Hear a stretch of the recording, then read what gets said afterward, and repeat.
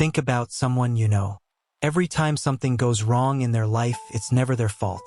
Their boss is unfair. Their friends don't understand them. Their family never supported them. Their partner always lets them down. Every single story they tell, they are the hero who got hurt. And everyone else is the villain. You've tried to help them. You've offered advice. You've shown them another perspective. But they don't want solutions. They want sympathy. And after a while, you start to feel exhausted just being around them. But here's what I want you to consider today. What if this person isn't doing it on purpose? What if victim mentality isn't a character flaw, but a survival strategy? What if the person who always feels like a victim is actually one of the most deeply wounded people you'll ever meet? Today, we're going deep into the psychology behind victim mentality. And I promise you, by the end of this video, you will never see this behavior the same way again. Before we go any further, I want to ask you something uncomfortable. Have you ever played the victim? Not necessarily all the time, but in certain situations, with certain people. Maybe when you felt powerless, or when you didn't know how to ask for what you needed, or when the pain was so overwhelming that the only way to express it was to say, "This happened to me. I didn't deserve this."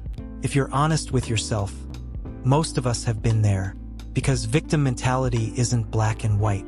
It exists on a spectrum, and understanding where it comes from changes everything. So let's start at the beginning. Where does victim mentality actually come from? The answer, as with almost everything in psychology, starts in childhood. Imagine a child who grows up in an environment where they have no control. Maybe their home is chaotic, unpredictable. Maybe a parent is emotionally unstable. Maybe the child is constantly criticized, belittled, or ignored. In this environment, the child learns something very important very early. Bad things happen to me, and I cannot stop them. Psychologists call this learned helplessness, a concept first discovered by psychologist Martin Seligman in the 1960s. Seligman was doing research on dogs. He exposed them to mild electric shocks they could not escape. After a while, even when he gave the dogs a way to escape, they didn't try. They had learned that nothing they did made a difference. So they gave up. And the same thing happens to children who grow up in environments where they have no power. Their brain learns, it doesn't matter what I do. Bad things will happen anyway. I am powerless. And that belief, powerlessness, becomes the foundation of victim mentality. Now let's talk about what this actually looks like inside the brain.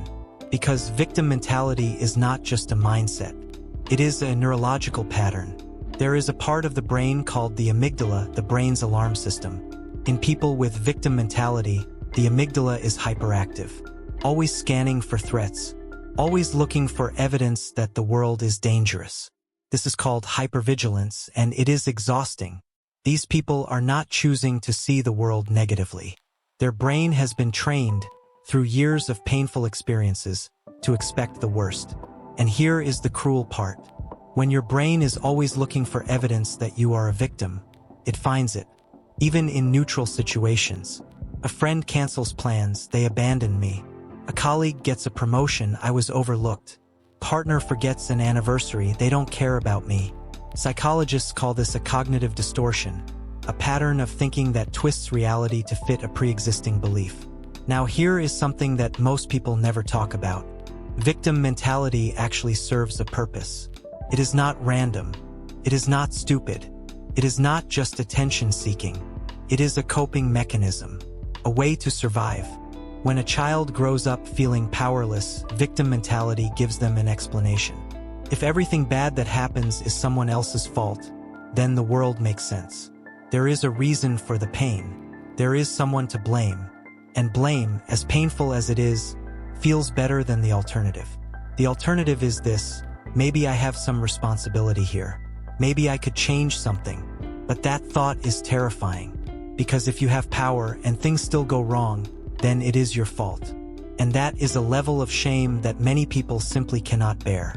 So the brain protects itself by staying in victim mode, where the pain is real but the responsibility belongs to someone else. It is not manipulation. It is self-protection. So what can you actually do, whether you recognize victim mentality in yourself or in someone you love? Step 1. Notice the pattern without judgment. The next time something goes wrong, before you look for who is to blame, pause. Ask yourself, is there anything in this situation I had control over? Not to punish yourself, just to reclaim your power. Step 2. Separate the past from the present. Most victim thinking is rooted in old pain. When you feel like a victim today, ask yourself, is this really about what is happening right now? Or is this an old feeling being triggered?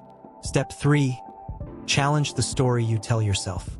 Every time you catch yourself saying, "This always happens to me, nobody ever supports me," stop and ask, is this actually true?